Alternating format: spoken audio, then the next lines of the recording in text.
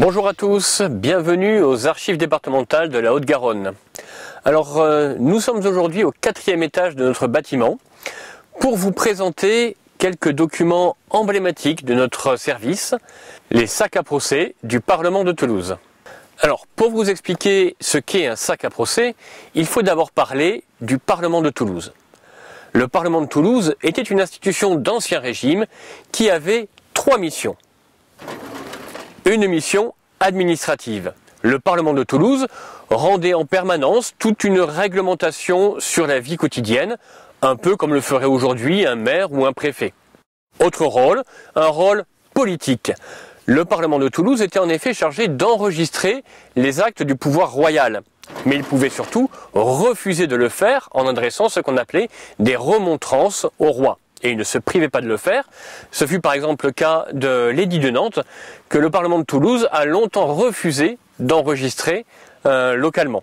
Mais aujourd'hui, c'est la 3e mission qui va nous intéresser, la mission judiciaire. En effet, le Parlement de Toulouse était l'équivalent d'une cour d'appel qui était compétente sur un territoire qui équivaut à peu près à celui de l'actuelle région Occitanie. Et le Parlement était amené à juger toutes sortes d'affaires, civiles, criminelles, depuis les injures jusqu'à l'infanticide en passant par le vol ou le meurtre. Et ce sont les traces de toutes ces affaires que l'on retrouve ici, dans ces sacs à procès. Un sac à procès, c'est un peu l'équivalent actuel d'un dossier de procédure. À l'intérieur, on y trouve donc tout un ensemble de documents qui ont servi à l'instruction, que ce soit des témoignages, des procès-verbaux divers et variés, voire même des pièces à conviction. Et lorsque l'instruction est terminée, l'ensemble de ces documents sont rangés dans le sac, d'où l'expression « l'affaire est dans le sac ». Entre la fin de l'instruction et le début du procès, le sac était conservé suspendu pour le protéger de l'humidité mais également des rongeurs. On disait alors que l'affaire était pendante. Et le jour du procès, l'avocat général sortait tous les documents du sac. On disait alors qu'il vidait son sac. Et s'il était particulièrement doué et qu'il avait bien préparé son affaire, on pouvait alors dire qu'il avait plus d'un tour dans son sac.